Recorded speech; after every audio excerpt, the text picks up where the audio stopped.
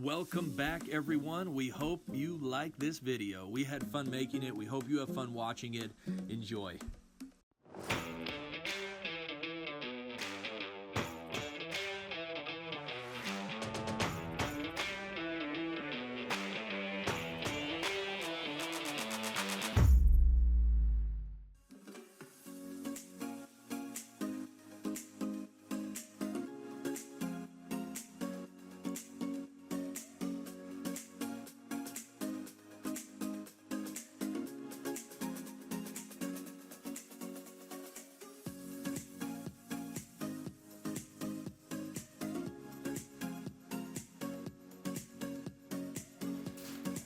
All right, so all I'm doing now is gonna spread the material out everywhere, not running it over the edge yet.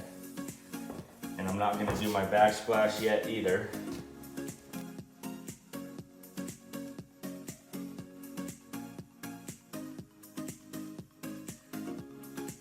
When I'm doing like back edges, see how I'm building up a bead?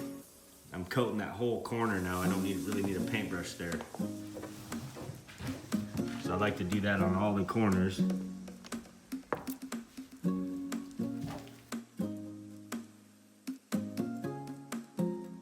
It's great though, this stuff will self-level, so you don't have to get it perfect. And if you have spots that are running over, you can kind of pull them back a little. But I'm not really worried about it on this one, since we got such a thick coat everywhere.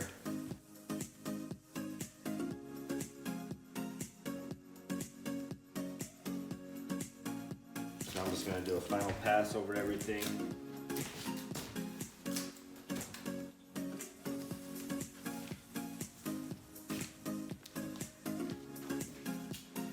Notice how glass smooth it's laying out without torching it or spraying any type of chemicals on it.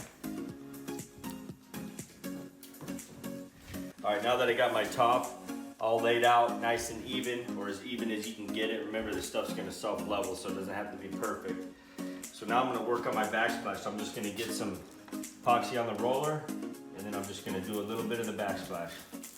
I'm not trying to put it on thick because it'll just run off. I just wanna get it on there. That way when I add my highlights, we already have the white there too, kind of like the base coat. And all we're trying to do is match the same color that's gonna be on this backsplash as on the counter. They're never gonna look exactly the same unless you pull this off, coat it horizontal like the counter, and then you can reapply it. It's a little more work, but you can get the same exact look as the tops when you do that.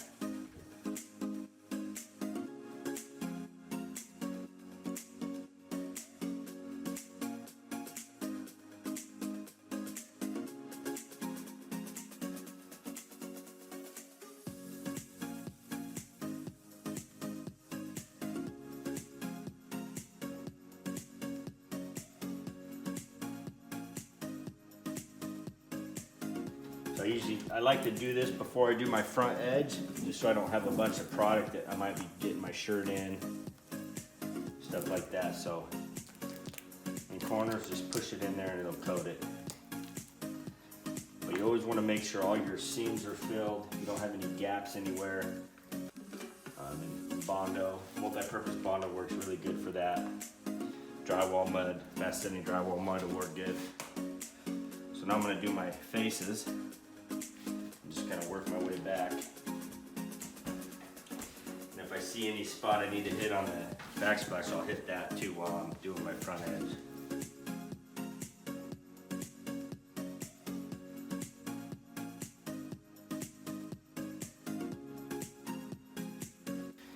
So I'll show you guys how this resin pops its own bubbles. I'll try to get a bubble started for you.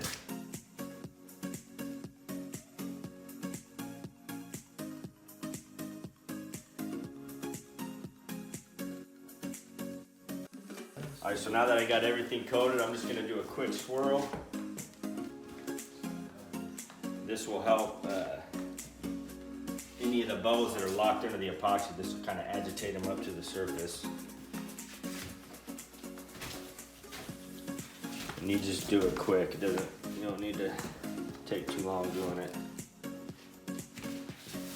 You can see like right here where it's kind of thick, starting to run. It's not an issue now. We'll just have to keep a close eye. And a lot of it's because of the top of this trim. It's not your standard square trim. All right, so now that we got everything rolled out, backsplash, front edge, swirled the top.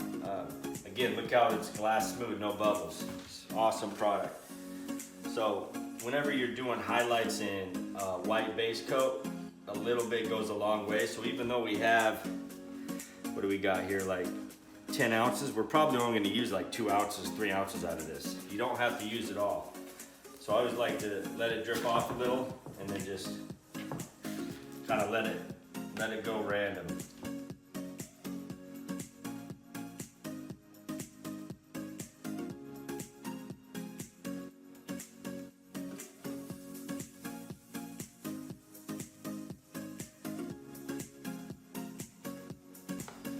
So again, since this is kind of a weird backsplash and it's got some unique curves to the top, I'm just gonna try to get color up in there. And again, some of it's gonna just run off. That one already has it. Get some up there. So look, so that's probably, we've only used 2 ounces so far. So now on my front edges, the best way to describe this is just picture a waterfall continuously flowing over. Because if you get close, this flows over slowly. And if I don't have enough color up top here, I'm not gonna have any color on the edges once this dries. So what I wanna do is come through and just add a little bit thicker spots just right there on the edges where it's gonna flow over. Everywhere that it's gonna flow over.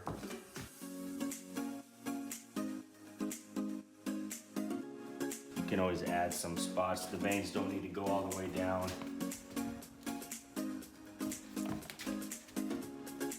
But this will help make the edges a lot easier to do because we'll always have product that can flow over and it'll look like you cut this out of a slab. So another good thing to do instead of leaving this in the bucket is find a spot where you're not gonna step. Make sure it doesn't have a bunch of dust or debris in it. Pour some of this color out in case we need it for the backsplash or front edge. If we need more, we can come and get it from right here.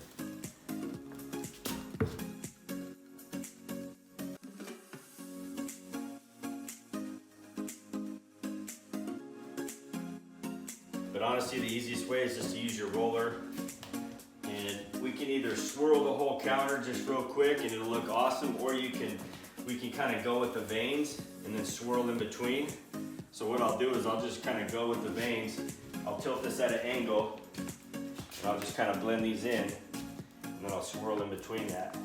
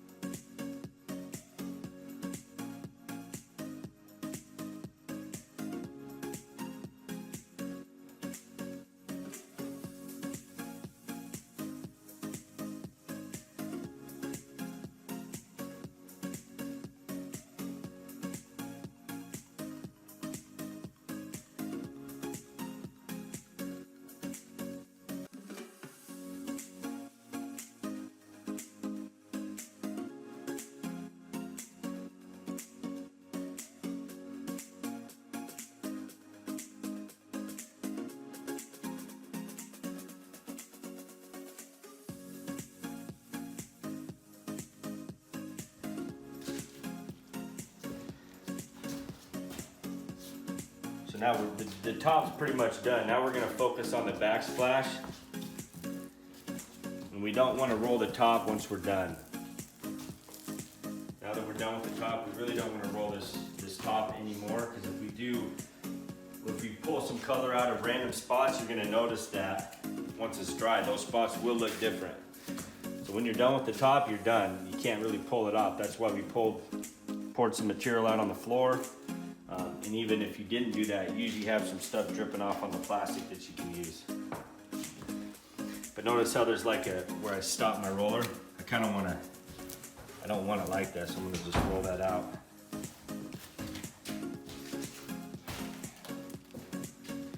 All right, so now I'm gonna just kind of get these runs flattened off. I'm not really worried about, we're gonna add some color here in a little bit, and we'll try to maybe carry some of these veins up instead of having them straight down. So I'll just blend these in a little. And notice how I kind of have it at an angle, because if I start brushing like that, it just pulls it away from the backsplash. You want to kind of push some pressure and get those brush hairs to be at an angle.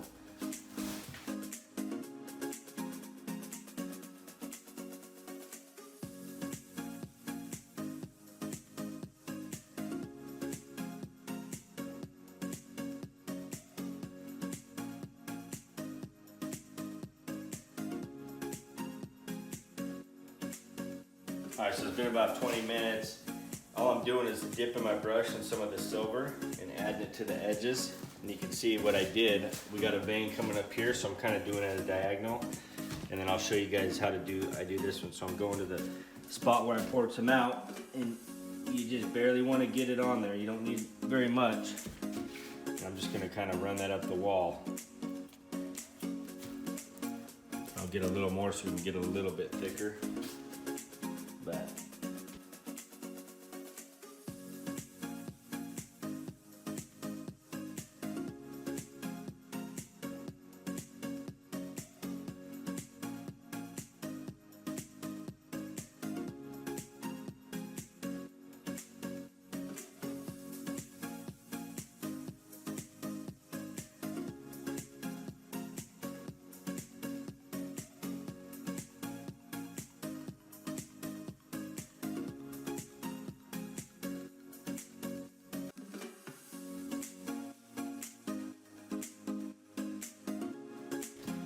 so now I'm just going to scrape these drips.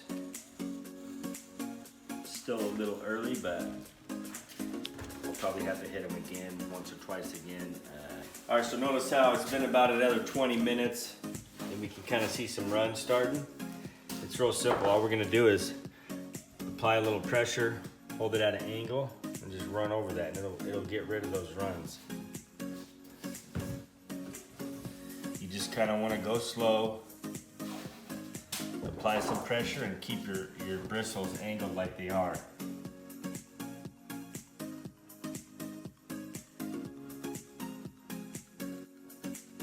So notice the front edge though. We haven't even touched this front edge, and it looks like it was cut out of a slab. The veins follow through, and that's because we added extra color to the tops here. The backsplashes are always a little more difficult. They're still not hard. You saw how easy they were. And all we're trying to do is just, like I said, get the same color on these backsplashes.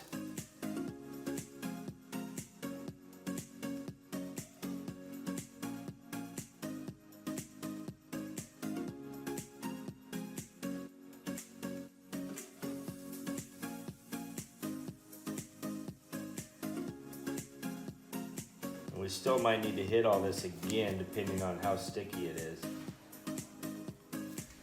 But notice how that we just added some more color.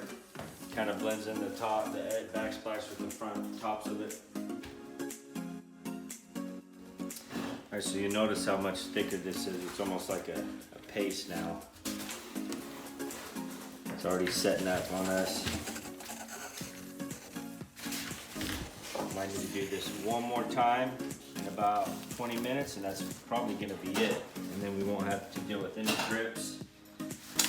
Our backsplashes are looking good, the tops are looking awesome, the edges are looking great. We haven't even touched these since just from rolling them.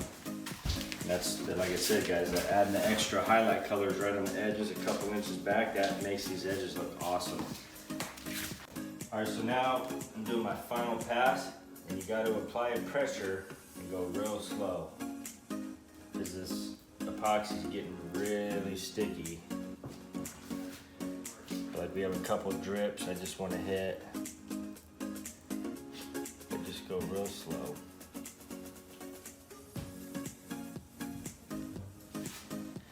I'm applying pressure as I'm going.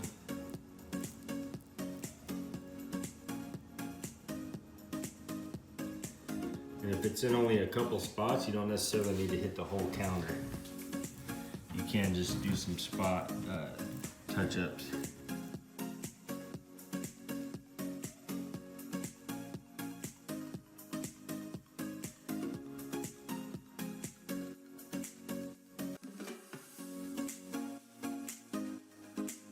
Again, this is kind of a weird backsplash, how it has the like decorative edge. Drops rounded, drops down, and it's squared up. That's pretty much it, guys. You can see how the front edge still looks amazing. Still haven't done nothing with that. The top looks awesome. But like I was telling you, the backsplash will never look like the top. All we're trying to do is get the same color, just so it blends in. Once this tape is pulled, it's gonna, everything cleaned up, it's gonna look awesome. Thanks for watching, everyone. Don't forget to subscribe to the channel, comment below, share the video, help us get the word out. This product is amazing and it's changing the countertop and flooring industry. Also, make sure your notifications are turned on. That way you get notified every time we post a new video. Follow us on our social media sites too, Facebook, Instagram, Pinterest. We're always posting customer installs there, and you can see what people are doing with our products. It's truly amazing. Our systems are one of a kind every time. And remember, Leggari.com has you covered.